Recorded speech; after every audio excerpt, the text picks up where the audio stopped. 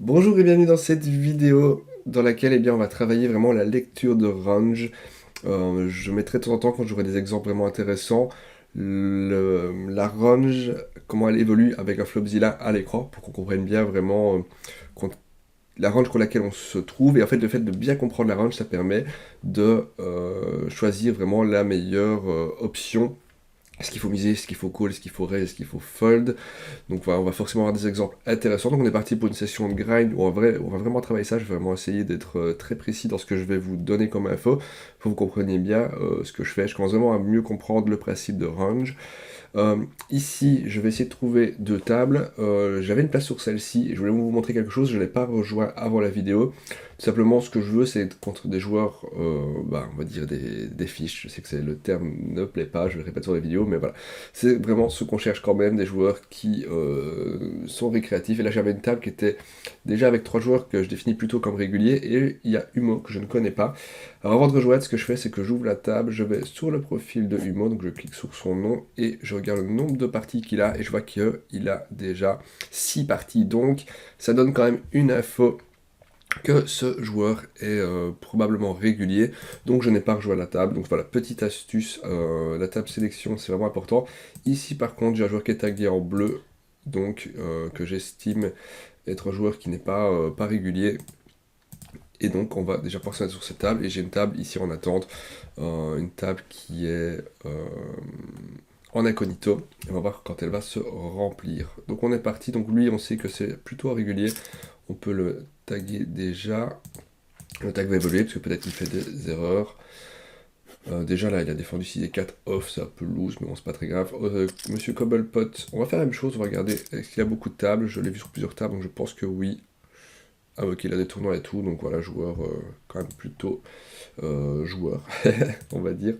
Hop, je reviens sur mes tables, si je le veux bien. Pourquoi est-ce que je ne peux pas retourner sur... Ah voilà. Monsieur Devranou, il est tagué comme ceci, mais je sais pas de quand date mon tag, parce que ça fait longtemps que j'ai pas joué en... Or si, je joue quand même de temps en temps en partie non incognito, mais c'est pas ce que je joue le plus. Si on regarde dans ses games, il a 2 games. Ok, donc peut-être qu'il fait comme moi, qu'il recorde une vidéo, mais a priori, voilà. Et là, lui, je ne le connais pas, je vois qu'il est déjà à 33-2, il a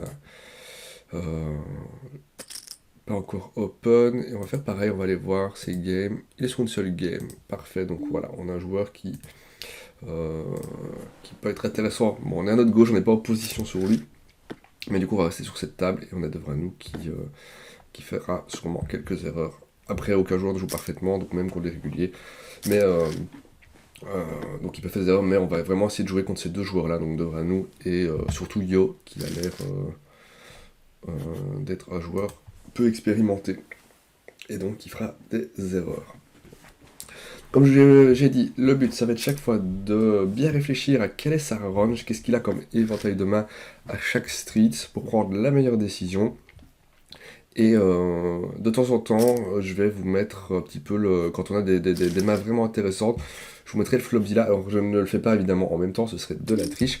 Et ça me permettra moi de voir quand je vais le faire si j'avais raison ou pas. Donc c'est possible que je vais vous dire une range que j'estime dans la vidéo. Et puis quand je vais vous mettre le Flopzilla correspondra pas. Donc le Flopzilla sera toujours valeur de la plus juste.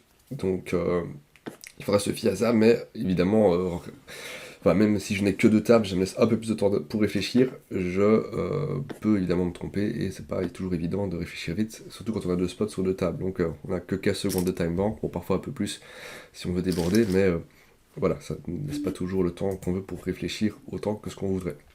Je sais pas combien de temps la session va durer, de toute façon vous avez le timer de la vidéo. Voilà, j'espère vraiment vous donner un contenu de qualité dans celle-ci, vraiment, j'ai envie de dire que je viens vraiment de comprendre l'importance de la lecture des ranges. Enfin, j'ai beaucoup travaillé avec Clément, mais c'est un concept qui je comprenais, mais ça restait quand même un peu flou, et là vraiment c'est devenu genre ultra clair, et ça permet vraiment d'optimiser et d'améliorer son jeu. Donc ouais, je vais préciser, je suis en NL10. Je vous montre pas le tracker parce qu'en fait je joue de temps en temps sur mon téléphone le soir, et ça c'est pas traqué. Avant je réapportais dessus, mais ici en fait j'essaie de faire 2 choses. Donc on regardera plutôt le tracker en fin de session. J'essaie de travailler ma redline, d'être un peu plus agressif, et pour être plus agressif pareil il faut bien lire la range de Villa. Et j'essaie aussi toujours d'éliminer mon leak qui est d'un peu trop call. Et encore une fois, la range permet de corriger un peu ça. Donc ici, je cherche pas à avoir la plus belle des courbes, je veux juste travailler mon jeu pour retourner à NLVA plus fort et essayer de m'installer. Alors après, j'ai raté mon shot, c'est pas grave, il y a un peu de variance aussi. Ici, la limp, il a une main très très moyenne, évidemment. Après, il a juste limp, je veux pas être directement agressif, je le connais pas, je sais pas trop ce que vos joueurs.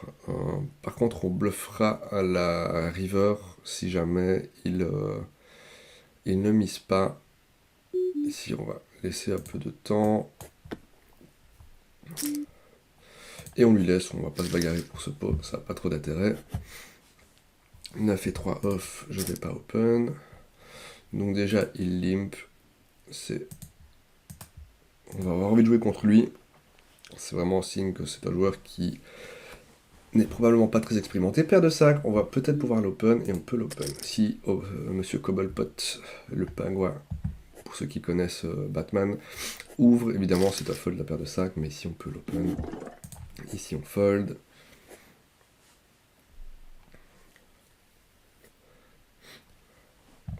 Et on a un régulier qui va quitter la table peut-être, et ça c'est pas mal, s'il peut être remplacé par un joueur moins bon. On fold, on fold. Alors ici, je vais rester sur 2 tables. Quand il open avant, il a une range d'open qui est assez correcte. On va fold. Je suis désolé, ça va un peu chambouler l'affichage, désolé. J'ai lancé plusieurs tables. Et je préfère rester sur 2 pour la qualité de la vidéo. Ah, boubou. On va voir un peu. Est-ce qu'il est sur plusieurs tables? Il est tagué en bleu déjà. Une seule table. Donc voilà, c'est un joueur qui a priori va pouvoir être exploité par nous. Enfin, par moi. Et là, on a une table vraiment intéressante. 3-9, on fold. Alors, table intéressante. Pour le moment, je suis agronite, mais que sur 12 mains. Mais voilà, on ne joue pas les mains, on reste strict, on se tient à sa range. C'est vraiment la première chose la plus importante à faire, c'est bien respecter sa range. Parce que souvent, comme on dit, les erreurs post-flop viennent d'une erreur pré-flop.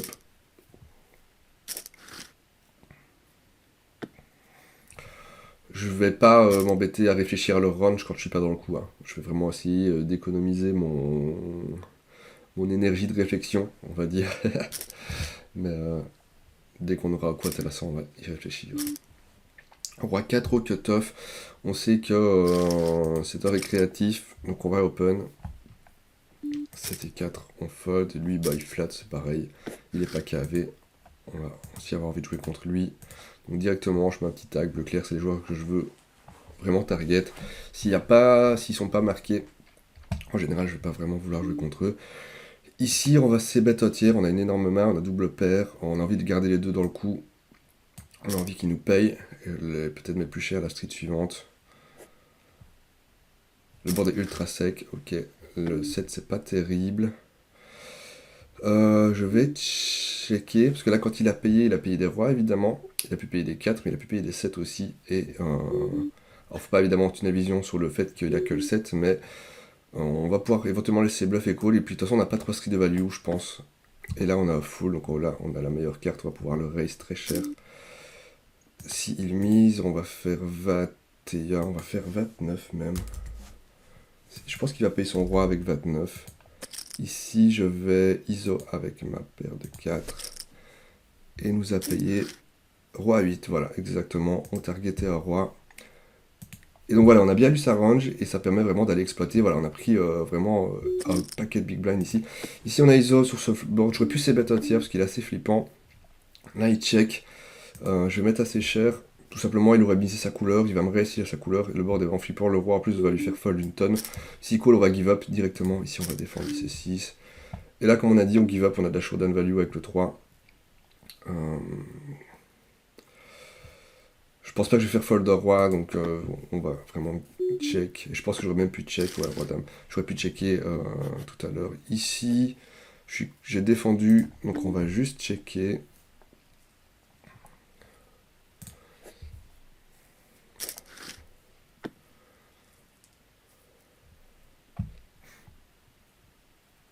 Donc ici au niveau du sizing à gauche, 29, donc j'ai mis juste en dessous de 30, le but c'est de lui prendre un maximum, mais voilà, petit discount, on met pas 31, on met 29, ça va, là, il voit que c'est moins de 3 €, et il est plus tenté éventuellement de payer.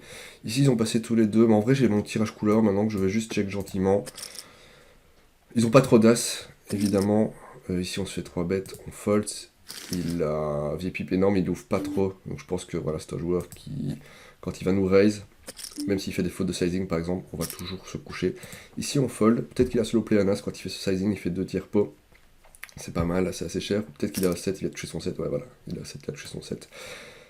Donc voilà, vraiment, il faut vraiment se dire que en NLD, ce genre de joueur va vraiment nous donner l'info avec son sizing. C'est ça qui est intéressant. Quand on commence à comprendre ça, on peut vraiment s'amuser à exploiter ce genre de choses.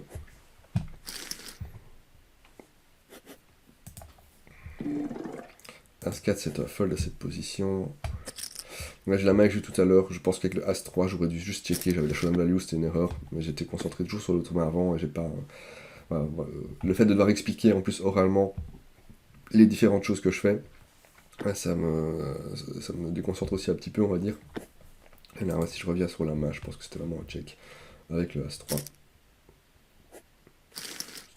Après, je suis censé avoir plus de rois dans ma range que lui, je m'attends de faire. Ouais, je l'ai ISO, il a même pas 3 bêtes, il a lim, donc vraiment, c'est vraiment un joueur très passif. Vraiment retenir que c'est un joueur qui est très très passif. Il faut être prudent, je pense qu'il peut même limper et juste call à une paire d'as. Donc voilà. Il peut être nuts alors qu'il a limp, donc voilà, c'est vraiment un joueur qui peut. C'est un très mauvais joueur, mais il peut être vraiment dangereux. Ici, il ISO, je pourrais 3 bêtes, mais je vais juste call, parce que potentiellement peut garder des boubous dans le coup.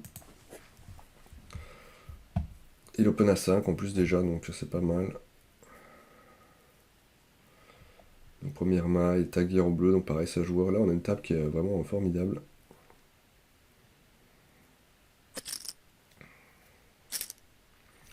Il a pu ouvrir très large. Alors il a ISO quand même, donc il a une main, il a quand même une main, on va dire, qui est pas inintéressante, qui lui plaît. Mais on a peut-être mieux, oui. Il fait pas très cher. Alors en vrai, je vais pas raise, je vois pas trop l'intérêt de raise. On a peut-être une main meilleure que lui, on a du backdoor. Avec le trèfle, on a une autre race. On a une backdoor pour la 4. Le 3 est pas terrible. Donc là, quand il a misé, il a vraiment hésité, donc il peut avoir du tirage. Et là, il refait cher. Donc peut-être qu'il est sur une dame, peut-être qu'il était sur A3, qu'il hésitait à miser son 3, il l'a touché. En vrai, là, je joue plus grand chose. J'ai pas envie de le raise, être ultra aggro inutilement. Donc on va fold. Je pense qu'il a mieux et on n'a pas assez d'équité pour aller battre ce mieux. Paire de 3, on va défold. Il raise. Oh là là, ça cool et tout. Là, on a juste une défense. Ici, il open jamais. On a vu tout à l'heure, il a juste limpé roi-dame. Donc quand il open 3.5, on peut imaginer qu'il est déjà sur une premium. Donc on va fold gentiment notre roi 9. On va regarder si on pourra voir sa main. Là, il fait pot. Donc là, vraiment, je pense que on est peut-être sur As, roi, 4 chez son As. Mais voilà, il a une grosse main, on le sait d'avance. Et encore une fois, il est très lisible. Je pensais même pas qu'il allait ouvrir des mains. Quand je vois qu'il limp call simplement As, roi, bah voilà, quand il fait ça, il a son As, il a un gros As en plus, un gros kicker. Et on est content de ne pas avoir payé 3 big blind et demi contre ça.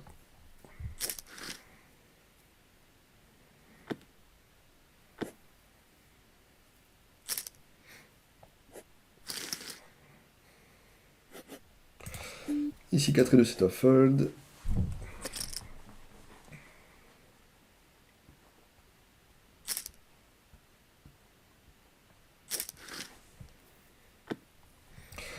Et l'argent, ouah, il fait pot.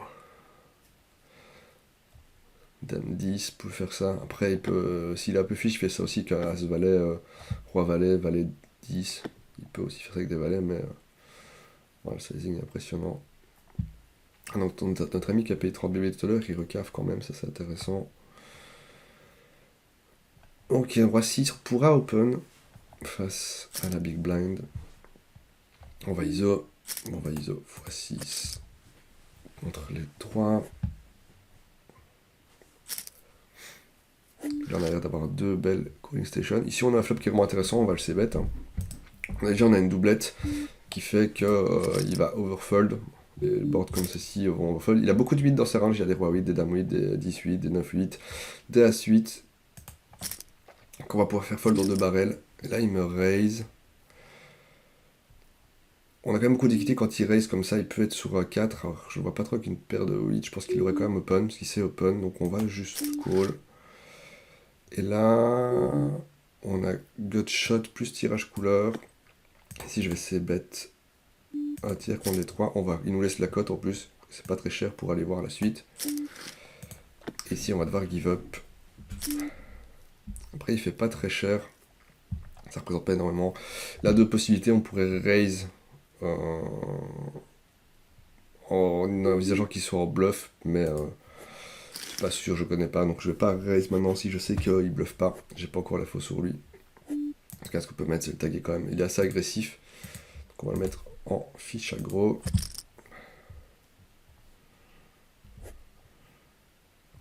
Là, quand il me reste qu'il y a 3 barrels, il peut être sur 4, hein. Il peut avoir 8, donc il peut avoir quand même une grosse main. Il a même souvent une grosse main, parce que raise plus second barrel plus troisième barrel, je pense qu'il a mieux. En vrai, il peut avoir à 4, As 4, ça reste dans sa range. Peut-être même As 8, et parce qu'il a pas fait très cher sur le 10, donc peut-être qu'il avait peur du 10. Et on peut lui mettre, donc comme je disais, il a beaucoup de 8 dans sa range, des 7, des 8, des 9, c'est des cartes qui sont fréquentes dans ce genre de spot. Et là on se fait raise une fois de plus. Le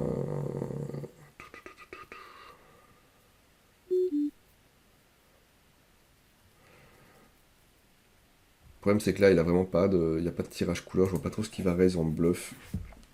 Donc on va fold gentiment, il fait cher. Il peut clairement raise over blanc. Quand il défend là comme ça en big blind, en plus il va avoir des paires de 5. Il peut avoir roi valet aussi. Donc peut-être double paire, donc on n'est pas si bien. Ici on va fold, je ne vais pas iso que cette main contre les deux joueurs là-bas. Donc là on avait un fold plutôt évident, même si on avait top pair. Le kicker était pas bon, et même quand il raise comme ça, il représente un roi assez fort quand même. Donc voilà, on se met pas dans un spot foireux, on va en avoir d'autres. Ça a l'air d'être des joueurs qui mettent quand même relativement facilement les jetons au milieu. Et donc bah voilà, on va attendre juste des bonnes mains pour essayer de le reprendre un maximum. Roi 7, on va fold. Roi 8, j'aurais pu open un peu loose, parce qu'on a ce joueur là. Bon, attention, c'est open avant. Parce qu'on a ce joueur là au big blind. Mais Roi 7, c'est vraiment trop bas. Ici, on va c-bet un tiers. On value leur tirage couleur, on value des 10, on value des gutshots. Il peut avoir 9 et 8. Il peut avoir des dames 8. Il peut avoir des valets aussi, peut-être moins bons que le mien. Alors lui, il open pas, il peut aussi avoir des valets meilleurs que le mien, évidemment. Mais on a vraiment là pour le moment une range très large et on va l'affiner. On verra la turn ce qu'ils peuvent avoir quand ils me call maintenant. Ici juste un tiers c'est suffisant, il n'y a pas besoin de faire plus cher. Il y a beaucoup de turns qui vont être embêtantes. Si un carreau tombe, ça va être embêtant. Si à 8, à 9, une dame, un roi tombe, bah, ça peut être embêtant aussi. Donc on a un tiers, on garde des ranges assez larges. Ils vont me raise s'ils ont des nuts. Et donc encore une fois, ça permet aussi de savoir un petit peu ce qu'on a en face. Et on value vraiment une énorme partie de leur range. Et a priori, ils n'avaient pas grand chose. Comme je disais, le roi, voilà, le roi aurait été pas terrible comme carte. Donc ils avaient rien, on est content qu'ils aient pas vu la carte suivante gratuitement. Ici, roi 10, on va défendre. Il ouvre que de 2, mais je vois pas de raison de raise, donc on va défendre gentiment. On fait le roi. Ici, sur l'as, je vais plutôt checker. S'il a l'as, il va le miser de lui-même. Et sinon, on pourra sin value à la turn. Donc là, il a toujours toute sa range. Et là, il a pas misé sur l'as, donc je pense qu'on peut aller chercher. En vrai, je pense que j'ai plutôt call. Je vois pas trop. En fait, s'il a rien, il peut bluffer et on a un call facile. Et je vois pas trop ce qu'il va me payer de moins bien. Il y a une couleur sortie, donc il peut tenter de la bluffer justement. On a un bluff catch assez facile. Bon. Et là, il a quoi? Paire de valets. Ah, il y a moyen.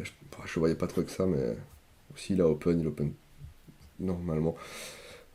Moi, j'ai pas pensé au pocket pair qui aurait pu call. Il y a peut-être un petit barrel à aller, enfin une petite mise à aller chercher.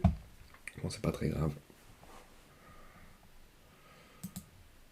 Ouais, des fois, évidemment, je loupe des infos, donc ouais, quand il open, il a des valets-valets, des 10-10, des 9-9. C'est le pire flop pour lui, mais je pense qu'il aurait, comme ça, une paire de valets. Il aurait été curieux, il aurait pu se dire qu'on bluffe, et je pense qu'on pouvait lui prendre 2-3 big blind. Donc petit fail ici. Ici, on peut open 7 et 8 de trèfle.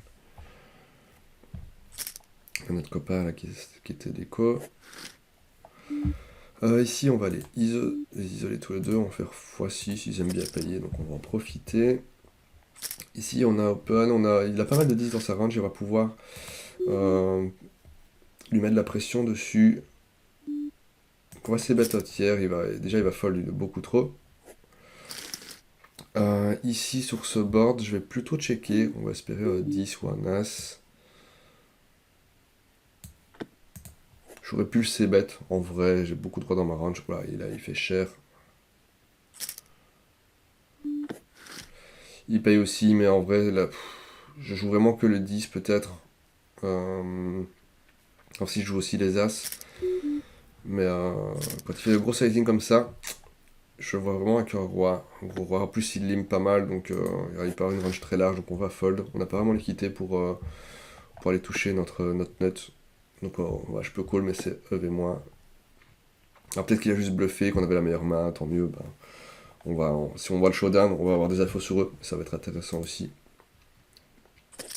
Donc voilà, donc lui il avait misé assez cher en bluff, donc on prend la faux. Il peut miser cher en bluff quand on montre un peu de la faiblesse. Ici on va ISO, roi 9. On veut jouer contre Boubou. Mais il veut pas jouer avec nous. 5 et 4, c'est un fold.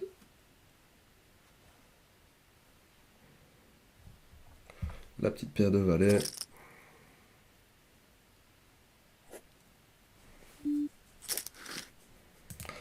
On l'appelle gentiment.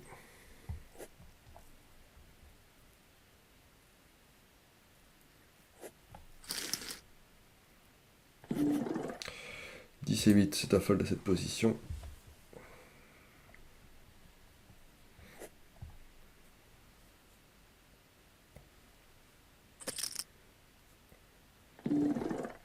Ici, on va open le valet dame.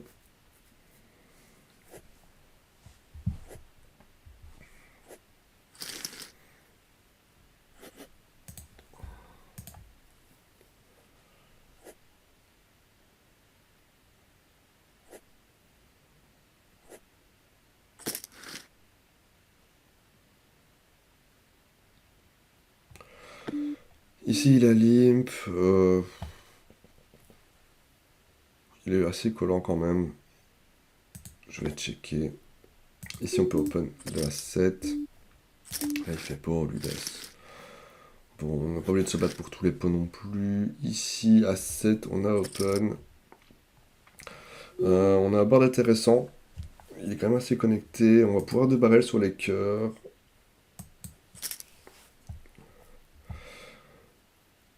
Encore une fois, il va falloir une tonne. Ici, il call. Bah, on peut le mettre sur 10 ici, on fold. Ah, le 3, on peut pas. On peut rien faire dessus. Là, quand il call, j'ai fait un petit sizing. Il peut pas call des 3, des 5, des 10, mais des tirages couleurs aussi.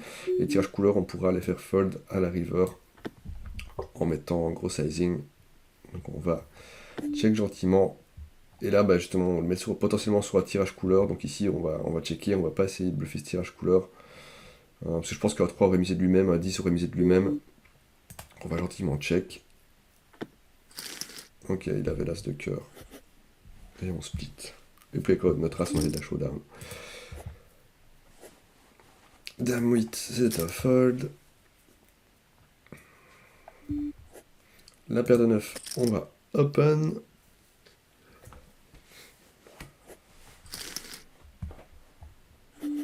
La paire de 10 également. Si ça peut monter comme ça jusqu'à la paire d'as, je vais être content.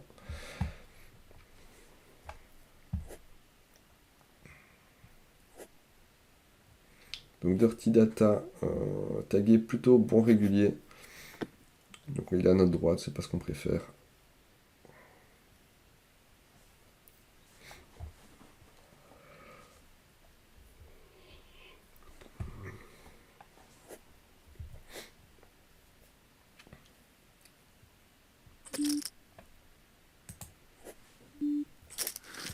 Si je vais fold, donc lui on sait qu'il a des bluffs, donc on pourra de temps en temps quand même essayer de bluff catch. Genre la line tout à l'heure où il m'avait raise, ça représentait ultra strong, mais voilà, faut savoir qu'il peut bluffer quand même. Roi 10 on va ISO, à moins que Dirty Data open avant moi. Il open pas, c'est un ISO, ça part. Et lui il fait tapis direct. On va fold évidemment. Avec Autoras on peut call, on va voir un petit peu s'il le fait de manière fréquente. Mais il prend sa pastille de dégène. Ça y ressemble bien. Et on verra. Ça peut changer évidemment. Ouais, il snap check, ok, c'est vraiment. Ouais, ça snap de ouf. Ok, ok. Il n'y a aucune réflexion, donc vraiment, ça a l'air d'être le dégénéré basique. Donc, il va finir par perdre tout son stack. On espère que c'est nous. Ouais, voilà. Il snap en bluff, il n'y a pas de réflexion. Quand on est en value, on réfléchit un minimum. Ou alors c'est qu'il a vraiment touché la note. Si on va fold, le faire tapis. Ah non, il flatte. Donc là, typiquement, c'est le joueur qui est venu perdre ses sous ce matin.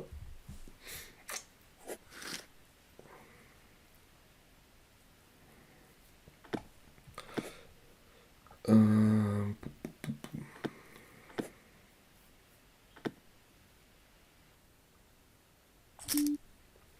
Ici, 6 et 3, on va check. Je vais pas dire cette main. On va pas trop se bagarrer sur ce flop. 10 et 4, on fold. Ici, on va checker. Je vais pas essayer de les bluffer ici, ça sert à rien. Avec 3 dames, ils vont jamais me croire. Ils peuvent call des as, donc on va pas faire fold grand chose. Voilà, ils représentent vraiment rien tous les 3, mais. On va 3 et 10, il va prendre avec son 10 si ça se met. Moi, je m'attendais pas à ce qu'ils aient des mains aussi moyennes.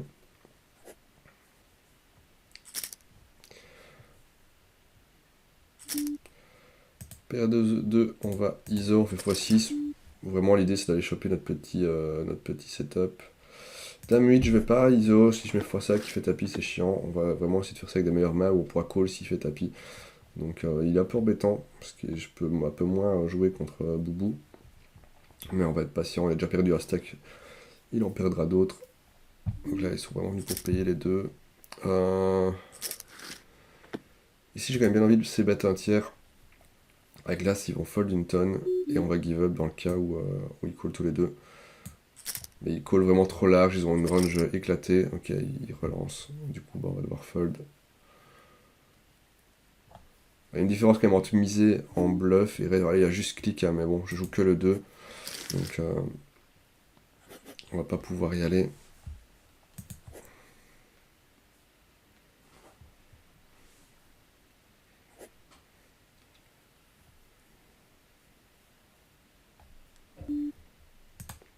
Ici, on ISO.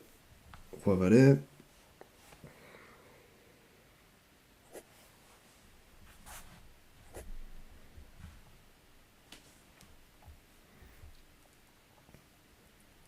Comme vous l'avez déjà vu, je ne choisis pas les games, hein. J'ai du temps pour une vidéo, je fais la vidéo. Voilà, je ne choisis pas des parties où j'ai touché beaucoup. Voilà, ça se passe comme ça. Ici, j'ai eu un bon spot au début où j'ai pu prendre 3 bébés. Depuis, je touche pas grand chose. Bah, c'est comme ça, c'est la vie. Ici, on peut quand même se mettre un tiers. Il va overfold avec la doublette. On a quand même 2 over. Il a pas trop. Enfin, celui, il a une range éclatée, donc il part des 4 et des 3 forcément. Mais voilà, il peut avoir aussi des Broadway. Ce qu'on value. Toutes ces hauteurs dame, ces hauteurs roi. Il a probablement un kicker moins bon que le nôtre. Donc on est quand même pas si mal avec notre main par rapport à sa range. Il colle beaucoup trop, donc voilà, je vous mets un peu une idée de sa range à l'écran. Donc voilà, il a tellement de mains qu'on on est pas si mal avec la nôtre. Donc c'est le comparatif. Ici 7 et 8, c'est folle cette position. Ici on va open, roi 10.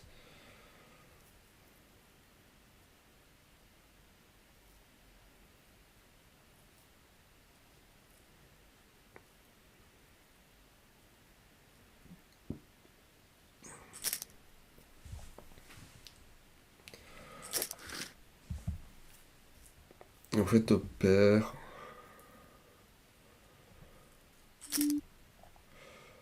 On va cool, il part top pair aussi. Il peut être aussi sur la tirage couleur. Si la couleur sort qui est 3 barrels, on va devoir give up. Ici, on va, c'est bête. Je veux pas qu'il touche sa couleur gratos. Il peut clairement, là, il présente vraiment un carreau. Ok. Et là, on va call. Et là, je vais. Ah, il. Ah,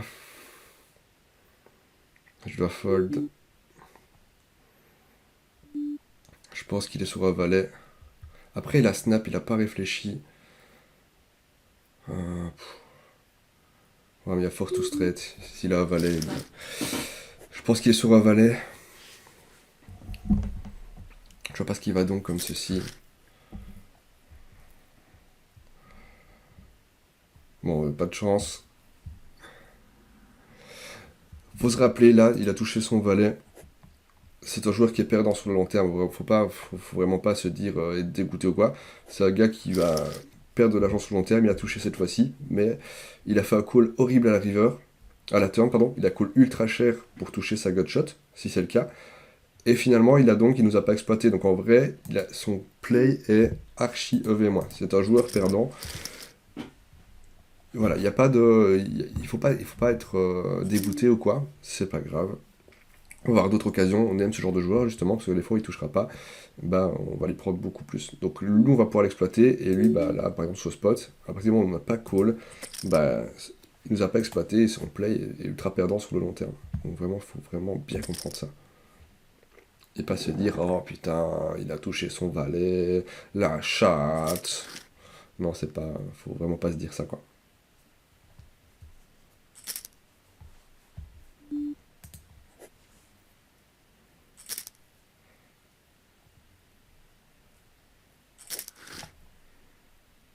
Et clairement il a plus donc. Quand il donk comme ça en plus, souvent c'est bah, des tirages un peu foireux, ou ouais, 9-10, peut-être un roi valet, ou un valet 8 qu'il a aussi dans sa range. Donc ouais, c'est très probable qu'il ait donc ce genre de main. Et voilà, il a eu de la chance, mais c'est vraiment pas grave.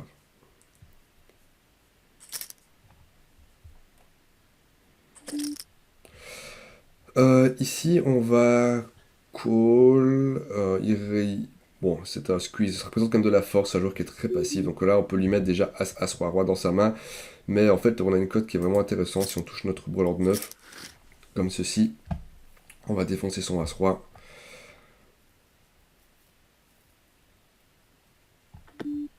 Et là, on va directement lead, hein.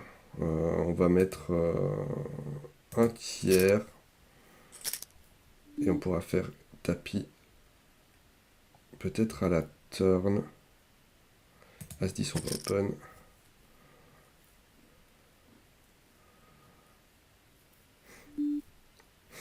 L'As est horrible, mais sauf qu'il a fold, ok. Mais il a plus d'As, bah go, on fait tapis.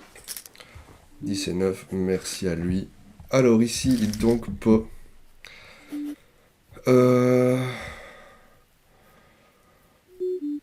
Il fait assez cher. Ah, il a perdu son stack là.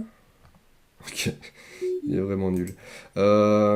Ici, on va fold quand il donc. Parce qu'en fait, j'ai pas tellement d'équité. Je pourrais le raise, il est peut-être en bluff, peut-être qu'on a une main meilleure que lui, mais je vais vraiment attendre d'avoir un setup où je peux. On finira par le déstacker. Là, il coupe toutes les cotes avec son pot. Soit, en gros, je peux pas call. Je peux pas call son pot. Parce que je joue vraiment que les As si jamais soit valet. Ou il a peut-être aussi du tirage, comme on l'a vu tout à l'heure, il aime bien faire ça avec ses tirages. Donc on n'est pas si bien à call. Donc je peux soit raise et il fold s'il est en bluff. Ou alors on fold et on attend gentiment des meilleures mains. Ici la flat. Donc il peut avoir flat des pocket pairs, des 6-6, des 8-8. Bon 7-7, 5-5, ça aurait touché. On va se mettre un tiers, il peut y avoir aussi des rois 10, des rois dames, des rois valets, des valets 10, des cartes suitées comme ça. Donc il a un peu de backdoor, ça connecte légèrement avec le flop. Donc il peut avoir envie de call. Il peut aussi évidemment avoir call ses hauteurs. Et on va check sur l'as. On n'est pas en position malheureusement. Son as il devrait le miser de lui-même. Là, la doublette de l'as fait qu'on a un peu moins peur des as. Donc on va mettre un parti 3.9. Voici le value, une hauteur roi qui va pas nous croire, une paire de 8, une paire de 6, une paire de 4. Et a priori, il avait rien du tout. Et si on fold,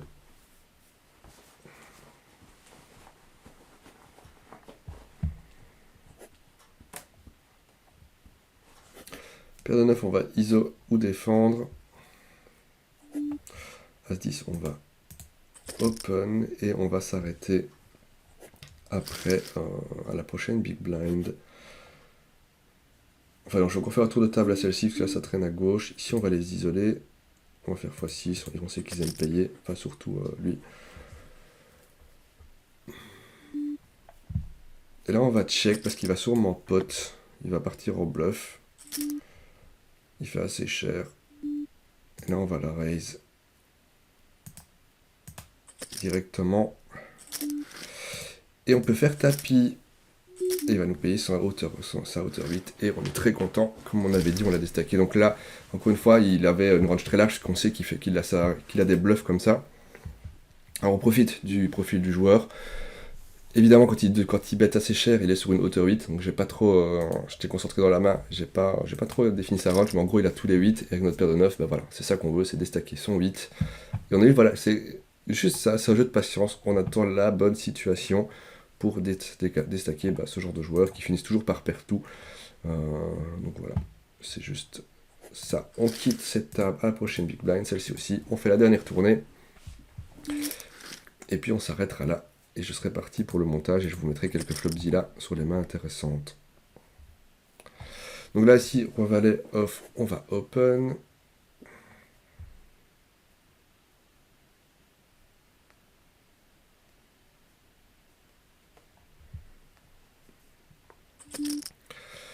Et là, ce joueur n'a jamais raise. Bon, après, il n'y a que 32 mal, l'échantillon est petit, mais il a l'air d'être plutôt régulier. Il raise assez cher, donc on fold gentiment notre main. Après, il y a toujours la petite curiosité d'aller voir le flop, mais voilà, c'est un fold assez évident.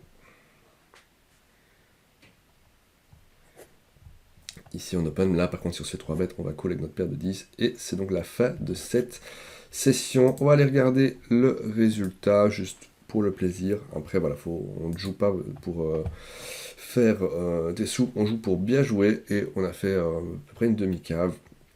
Donc voilà, session très tranquille. Bon, elle n'est pas très longue, je rejouerai un petit peu tout à l'heure, mais j'espère que ça vous aura plu. Donc voilà, vraiment bien définir la range. Je vais vous mettre donc quelques flops là. Enfin, vous les aurez vus dans la vidéo. Et le fait de bien suivre la range, alors on n'a pas eu de cas où, imaginons, Villa va avoir une range très large à la river, va miser, et en fait, on peut le raise en bluff parce que, comme je disais à un moment de la vidéo, les villas pas réguliers, en général, jouent la force de leur main.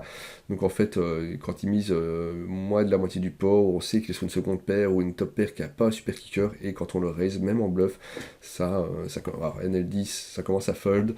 Plus bas, c'est peut-être un peu moins le cas, mais voilà. Donc j'espère que la vidéo vous aura plu. Sur ce, je vous souhaite une bonne journée et à bientôt pour de prochaines vidéos. Ciao, ciao.